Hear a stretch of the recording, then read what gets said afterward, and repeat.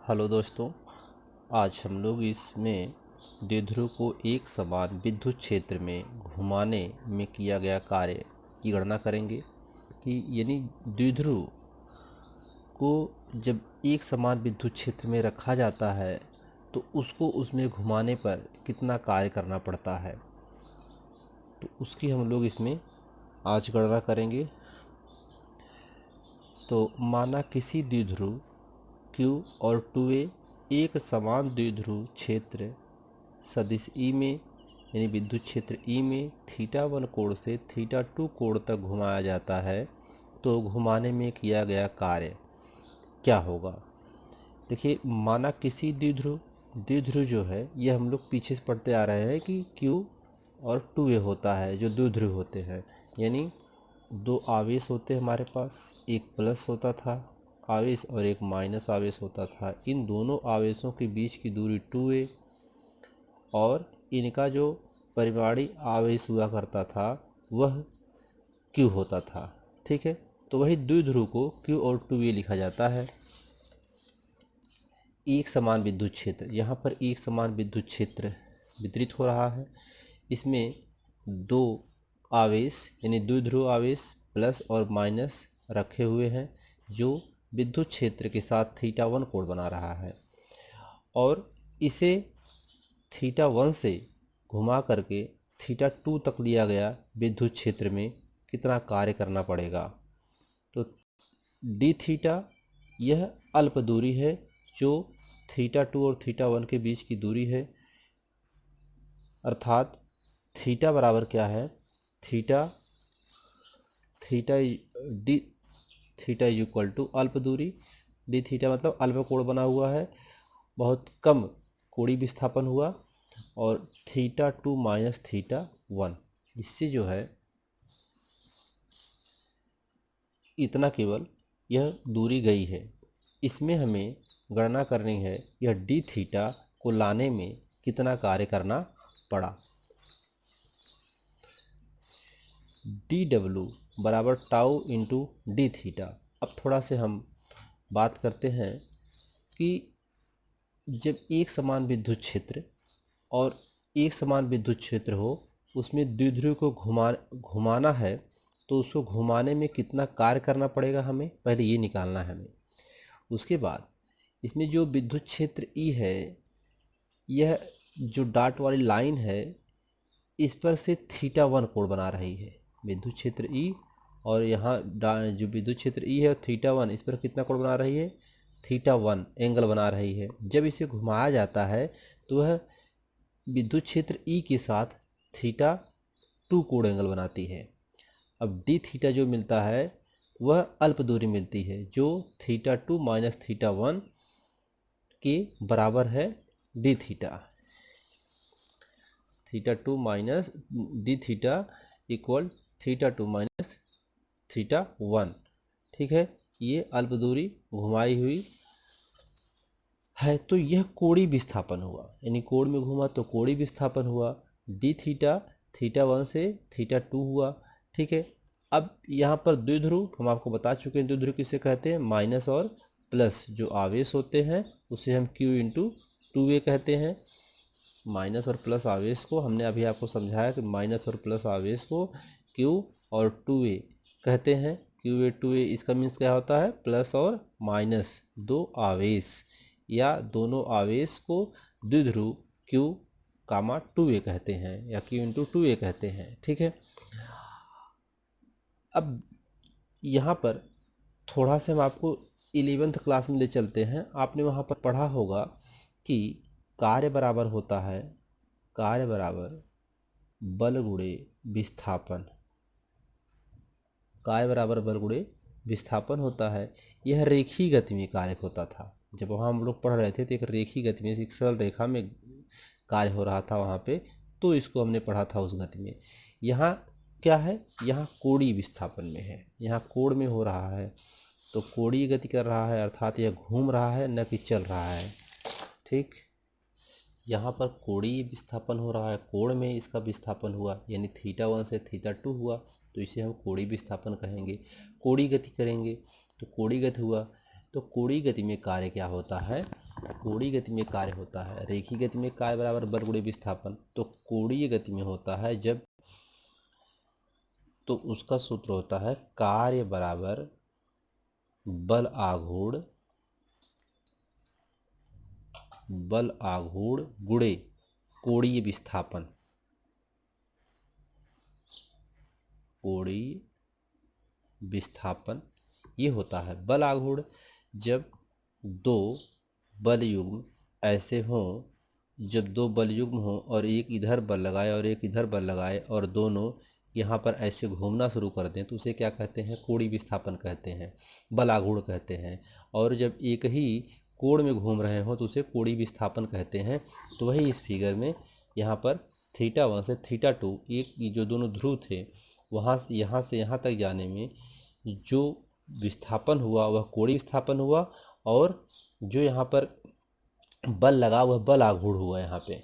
ठीक है, तो अब हम लोग पीछे टॉपिक में पढ़ा है बल आघूर्ण को हम लोग टाउ से प्रदर्शित करते हैं और कोणीय विस्थापन यहाँ पर डी थीटा हो रहा है। ठीक है, और कार्य को हम लोग यहाँ डब्लू लिखेंगे। ठीक है, तो यहाँ पर डी डब्लू बराबर टाउ इंटू डी थीटा।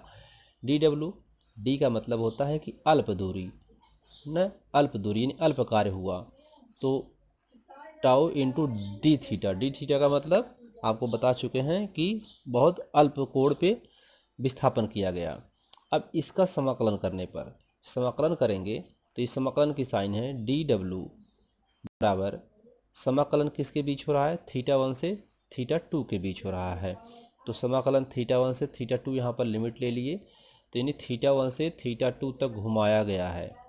ठीक है, जो लिमिट θ1 और θ2 ली गई है, टाउ इंटू डी थीटा हुआ।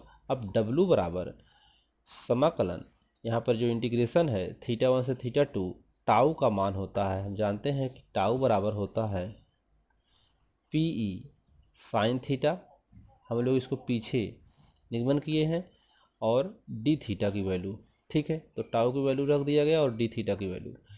W बराबर PE θ1 से θ2 sine theta into d theta. अब PE को यहाँ बाहर कर लीजिए। PE को बाहर करने का मतलब क्या है कि PE है यहाँ पर ये क्या है? कांस्टेंट है,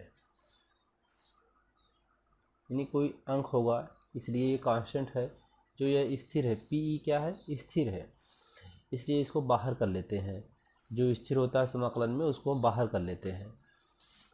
आगे WPE साइन थीटा का समाकलन जो होता है वह माइनस कॉस थीटा होता है। साइन थीटा का समाकलन माइनस कॉस थीटा होता है, तो यहाँ पे माइनस कॉस थीटा लिख दिया और लिमिट लगा दिए।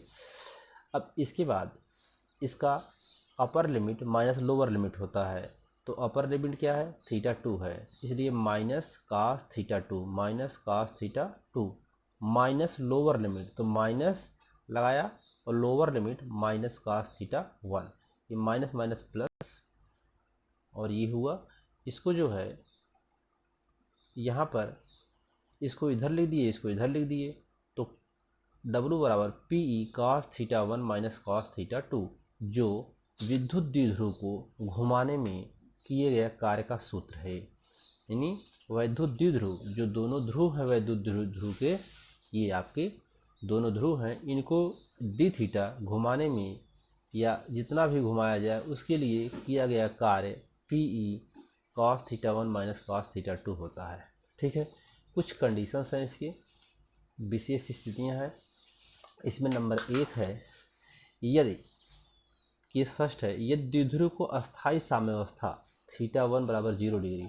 अस्थायी साम्यावस्था का मतलब होता है कि वह अस्थायी में होगा तो वह उसका मान हमेशा θ1 का मान हमेशा 0 डिग्री होगा। ये हमेशा आपको याद रखना है कि अस्थायी साम्यावस्था का मतलब होता है कि θ1 का मान 0 डिग्री होगा वहाँ पे। ठीक है, से θ2 बराबर थीटा तक घुमाए तो कार्य, यानी ये कह रहा है कि अब हम जो थीटा, ये जो थीटा है यहाँ पे θ1 0 डिग्री पर हो और θ2 को केवल थीटा एंगल घुमाया जाए, ठीक है, तो उसमें कितना कार्य होगा।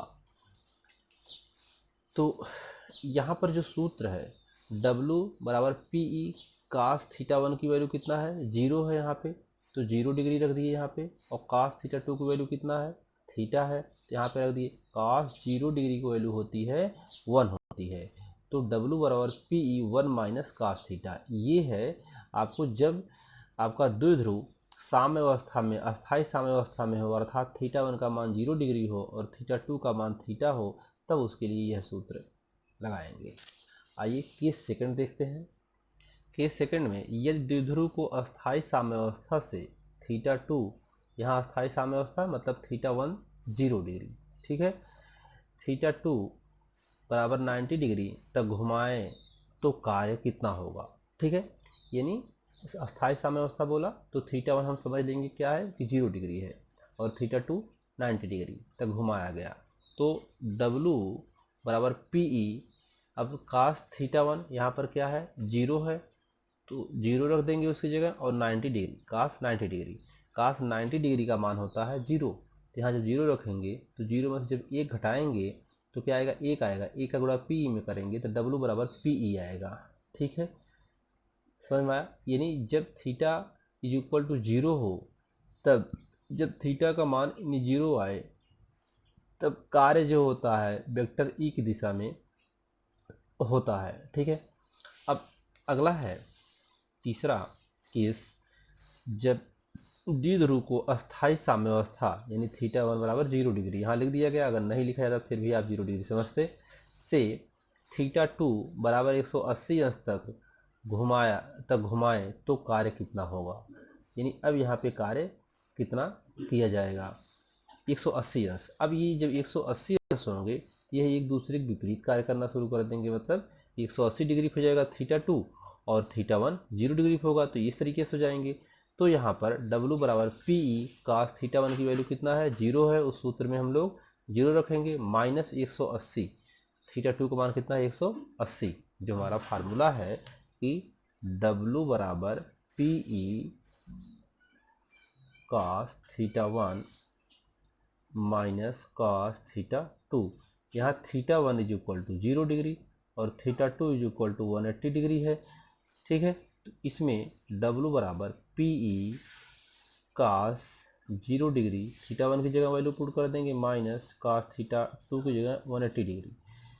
अब W बराबर पी ई का इसका वैल्यू कितना होता है, 1 होता है, और इसकी वैल्यू कितना होती है, -1 होती है। ठीक है, तो यहाँ पर हो जाएगा पी ई, और ये -1 +1 हो जाएगा, तो +1 और 1 कितना जाएगा, 2 हो जाएगा, इंटू या W बराबर 2 पी ई, इसको लिख सकते हैं। तो ये कब हुआ, जब थीटा वन की वैल्यू 0 डिग्री हो और थीटा टू की वैल्यू 180 डिग्री हो। इस कंडीशन में हो द्विध्रुव, तो वहाँ तक ले जाना पड़े, 0 से 180 ले जाना पड़े, घुमाना पड़े, तो किया गया कार्य W बराबर 2 पी ई, यानी अधिकतम कार्य होगा। ठीक है, तो आइए इस पे आधारित एक हम लोग एग्जाम्पल लगाते हैं। ठीक है, ये एग्जाम्पल है एक इस पे आधारित। इसके पहले जो थियरी आपको पढ़ाई गई उसको आप ध्यान से समझिए, बहुत आसानी से समझ में आएगा, बस एक एक स्टेप को आप ध्यान से समझते चलिए। ठीक है, तो आइए, यदि किसी 1 माइक्रोकूलम आवेश तथा 1 सेंटीमीटर दूरी वाले द्विध्रुव की पाई विस्थापन दिया जाता है, तो इस विस्थापन के लिए किए गए कार्य की गणना करें। यदि विद्युत क्षेत्र E बराबर 1.5 वोल्ट प्रति मीटर दिया हुआ है। देखिए यहाँ पर आपको दिया क्या है, पहले उसको देख लीजिए। तो दिया है इसमें जो, उसको लिखते हैं, पहले दिया है, क्या दिया है, यहाँ पर दो आवेशों के बीच की दूरी दिया है 1 सेंटीमीटर। तो दो आवेशों के बीच की दूरी 2a होता है, जो दिया है 1 सेंटीमीटर। 1 सेंटीमीटर को मीटर में बदलोगे 10⁻² मीटर आ जाएगा। 10⁻² मीटर कैसे आएगा कि देखिए 100 सेंटीमीटर बराबर होता है 1 मीटर। तो 1 सेंटीमीटर में कितना मीटर होगा, 1/100 मीटर हो जाएगा। अर्थात इसको जब बदलेंगे कि 10⁻² मीटर आ जाएगा, अर्थात 1 सेंटीमीटर में। ठीक है, वही यहाँ पे लिखा गया है। अब इसके बाद इसमें और क्या दिया है, Q दिया है। तो Q दोनों Q कितना दिया है, 1 माइक्रोकूलम दिया है। 1 माइक्रोकुलाम दिया है यहाँ पे, यदि किसी 1 माइक्रोकुलाम आवेश तो 1 माइक्रोकुलाम दिया है, तो Q इज इक्वल टू हो जाएगा 1 इंटू 10⁻⁻6 कुलाम। 1 माइक्रोकुलाम में होता है 10⁻⁻6, ठीक है, मीटर होता है, ठीक है। अब इसके बाद इसमें हमें गणना करनी है द्विध्रुव की, तो द्विध्रुव बराबर Q इंटू 2A होता है। P is equal to, Q की वैल्यू कितना है, Q की वैल्यू हम लोग ने 1 इंटू 10⁻⁻6 और इंटू 2A की वैल्यू कितना है, 2A की वैल्यू 10⁻⁻2, तो 10⁻⁻2 रख देंगे। इसको सॉल्व करेंगे तो 1 इंटू 10⁻⁻8, ये माइनस माइनस प्लस, लेकिन साइन क्या आएगी, चिन्ह माइनस ही आएगा। अब इतना आ गया, ठीक है, कूलाम मीटर। अब हमें क्या निकालना है कि कार्य निकालना है। अब कार्य की गणना करना है तो कार्य बराबर क्या होता है, W बराबर P होता है, कई सारे होते हैं, ठीक है।